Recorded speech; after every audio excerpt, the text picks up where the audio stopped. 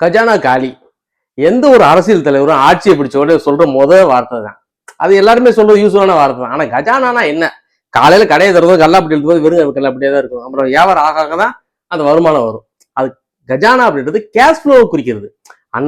அன்றாடைக்கு என்ன எவ்வளவு வருமானம், வாரத்துக்கு எவ்வளவு வருமானம், வருஷத்துக்கு எவ்வளவு வருமானம். தமிழ்நாடு பொறுத்து பாத்தீங்கன்னா வேமா சொல்லிடுறேன், 3,10,000 கோடி ரூபாய் ஒரு வருஷ வருமானம். அதாவது ஒரு நாளைக்கு கணக்கு பாத்தீங்கன்னா ஆவரேஜா 950 கோடி ரூபாய் ஒரு நாளைக்கு தமிழ்நாட்டு அரசுக்கு வருமானமா வருது. அந்த 950 கோடியில மேஜர் எது அப்படின்னு பாத்தீங்கன்னா ஜிஎஸ்டி தான்.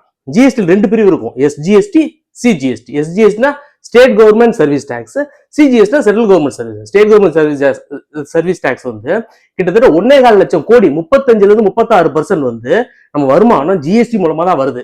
ரெண்டாவது சோர்ஸ் என்ன பார்த்தீங்கன்னா கவர்மெண்ட், சென்ட்ரல் கவர்மெண்ட் வந்து நம்ம கொடுக்குற பணம் அது கிட்டத்தட்ட 65,000-70,000 கோடி.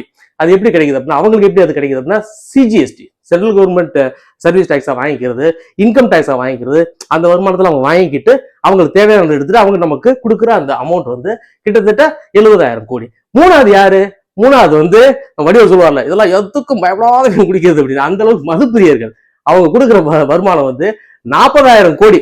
ஒரு நாளைக்கு கணக்கு பண்ணி பாத்தீங்கன்னா ஒரு நாளைக்கு கிட்டத்தட்ட 110 கோடி ரூபா இந்த இது ஆயத்தீர்வை மூலமா வர்றது. அதாவது ஒரு நாளைக்கு கடை 10 மணி நேரம் 11 மணி நேரம் திறந்து வச்சாங்கன்னா 1 மணி நேரத்துக்கு 10 கோடி ரூபா நம்ம மதுப்பிரியர்கள் வந்து கொடுக்குறாங்க.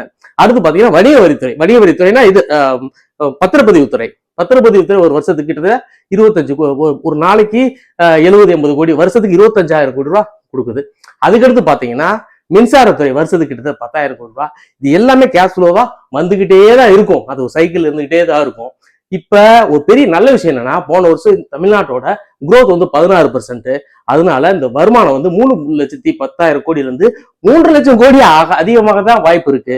அதனால கஜானா காலி அப்படி இப்படின்னு சொல்லி சால்ஜாப்லாம் சொல்லாம மக்களுக்கு செய்ய வேண்டியது செய்யட்டும். வணக்கம், வாழ்க வளத்துடன்.